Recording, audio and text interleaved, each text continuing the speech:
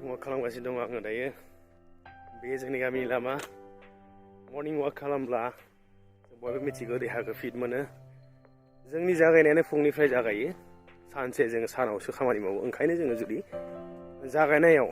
morning एक्सारसाइजजों बा जायखिजाया warm आप एक्सारसाइजफोरजों जोंनि जिउखौ जुदि जागायनो हायोबा दिनैनि खामानिखौ जों जागायनो हायोबा मोनफ्रोम खामानिया जोङो साक्सेस जायो मोनफ्रोम खामानियाव जोङो गोसो होनानै स्ट्रं भाबै जोङो खामानिखौ मावलांनो हायो ओंखायनो जोङो मर्निं एक्सारसाइजजों जागायनांगौ जोंनि लाइफखौ दैलि लाइफखौ अब्लानियानो जोङो गोख्रों खामानि मावनायाव जोङो आगान सुरनो हायो आं बेखौ सानना लायो Hello, welcome to my YouTube channel Rajib and Views लोगोफोर नायदो दिनै जोबोद खुवा खुगासिनो दङ आं बे समाव मर्निं वाक खालामगासिनो दङ नैबे लामायानो जाबाय बाक्सा जिल्लानिफ्राय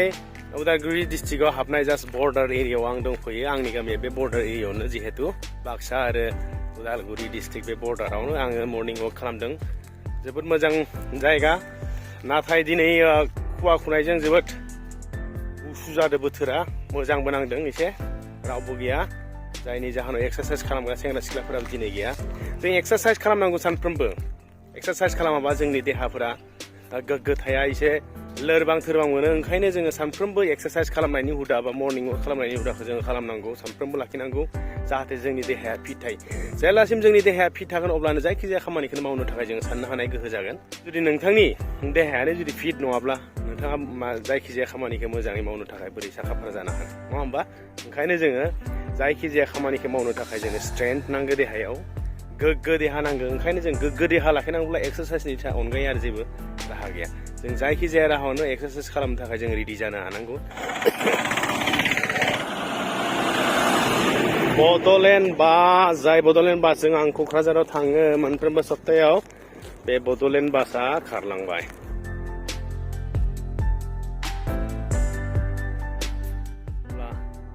मा जायो जोङो एक्सारसाइज खालामैनि जाहोनाव जोङो जेब्ला बैसोफोरा लालांगोन जेब्ला बैसोफोरा एसे बारायलांगोन अब्ला जोङो एक्सारसाइज खालामनो बा मर्निं वाक खालामनो बानाय मोनो मोनफ्रोमबो खामानियाव मुखुब थानायनि जाहोनाव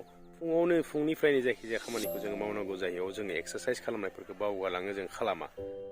जेब्लानो जों सेंग्रा सम जायो सिख्ला सम जायो अब्ला बै समाव जोबोद खामानि मावो एक्सारसाइज खालामो जोङो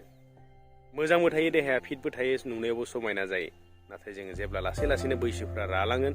जेब्ला बैसोफोरजों लोगोसे जों संसाराव हाबनायजों लोगोसेनो गुबुन गुबुन खामानियाव हाबनायजों लोगोसेनो जोङो गासिबो बेफोरो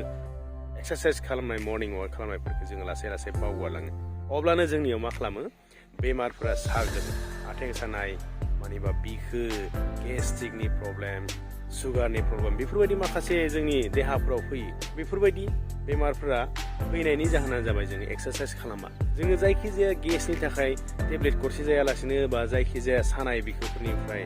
टेब्लेट गरसे जायालाबानो जोङो जुदि एक्सारसाइजखौ जुदि कन्टिनिउ खालामोबा जोंनि देहाफोरा फिट थागोन दा गेसफोरखौथ' जोङो माब्लाबाबो टेब्लेट जानो नाङा जों मानसि माखासेफोरा गेस जादोंना टेब्लेट जानो हायो खिन्थु जोङो गेस जादोंबा बेयो जोबोद गोरलैसो जों एक्सारसाइज खालामनांगौ हायोब्ला जों य'गाफोरखौ खालामनांगौ अब्लानो जोंनि बेफोरबायदि गेसफोरा ओरैनो इजिलि जोबस्रांलाङो आरो खिनायनि थाखाय प्रब्लेम जायोना माखासेफोरा आंबो जायोमोन गोदो मोनसे समाव नाथाय आं जेब्लानिफ्रायनो एक्सारसाइज खालामनायखौ कन्टिनिउ खालामदों य'गा खालामनायखौ कन्टिनिउ खालामदों अब्ला आं खिनायनि प्रब्लेम मोनदों आं गैला दा ओंखायनो नोंथांमोनाबो सोरबाफोर बेफोरबायदि माबाफोर गेसनि प्रब्लेम बा लेट्रिन क्लियार जायो बेफोरबायदि जानानै दङब्ला नोंथांमोनाबो एक्सारसाइज खालामनो नाजा अब्लानो नोंथांमोना टेब्लेट जायालासिनो गावनि देहाखौ मोजां फिट लाखिनो हागोन नोंथांमोननि गेस आरो लेट्रिन क्लियार जानायफोरा क्लियार जागोन आं बेखौ गेरान्टि होनना बुंनो हायो आं गावनो गाव लाइफ प्रुफ बिदिब्ला मानोथो जोङो एक्सारसाइज खालामनायखौ बावगारदो मानोथो एक्सारसाइज खालामनो थाखाय बादो बिदिब्ला जों एक्सारसाइज खालामनो सोलोंनि